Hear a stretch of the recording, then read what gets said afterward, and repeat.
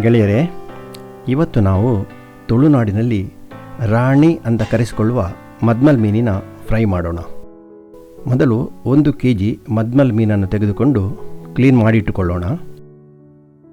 ಒಂದು ಮಿಕ್ಸಿಂಗ್ ಬೌಲ್ನಲ್ಲಿ 4 tablespoon Kashmiri chilli powder, 1 tablespoon ಅರಿಶಿನ ಪೌಡರ್, ರುಚಿಗೆ ಸ್ವಲ್ಪ ಉಪ್ಪು, ginger garlic paste 1 tablespoon, ಲಿಂಬೆಹಣ್ಣನ್ನು ಹಿಂಡಿ ಅದರ ರಸ 2 ಟೇಬಲ್ ಸ್ಪೂನ್ ಹಾಗೂ 2 ಟೇಬಲ್ ಸ್ಪೂನ್ ವಿನೆಗರ್ ಸೇರಿಸಿ ಎಲ್ಲವನ್ನು ಚೆನ್ನಾಗಿ ಮಿಕ್ಸ್ ಮಾಡಿ ಒಂದು ಸ್ಮೂತ್ ಪೇಸ್ಟ್ ಮಾಡಿಟ್ಟುಕೊಳ್ಳೋಣ. ಅನಂತರ ಕ್ಲೀನ್ ಮಾಡಿಟ್ಟುಕೊಂಡ ಮದ್ಮಲ್ ಮೀನಿಗೆ ತಯಾರಿಸಿದ ಮಸಾಲ ಪೇಸ್ಟನ್ನು ಹಚ್ಚೋಣ.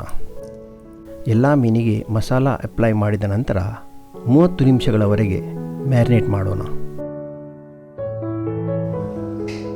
ಸ್ಟವ್ ಹಚ್ಚಿ ಫ್ರೈಯಿಂಗ್ ಪ್ಯಾನ್ ಇಡೋಣ.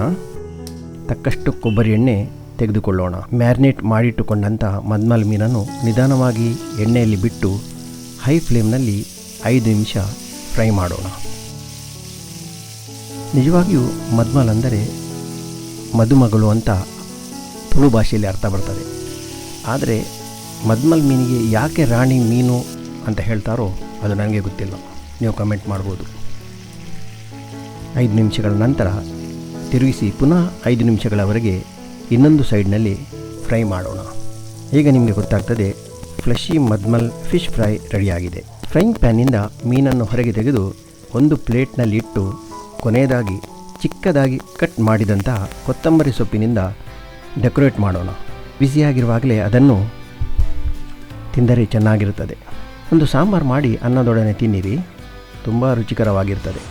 ವಿಡಿಯೋ ಇಷ್ಟವಾದರೆ ದಯಮಾಡಿ ಸಬ್ಸ್ಕ್ರೈಬ್ ಮಾಡಿ. ವಂದನೆಗಳೊಂದಿಗೆ ನಮ್ಮನೆ ಅಡುಗೆ ಟೀಮ್.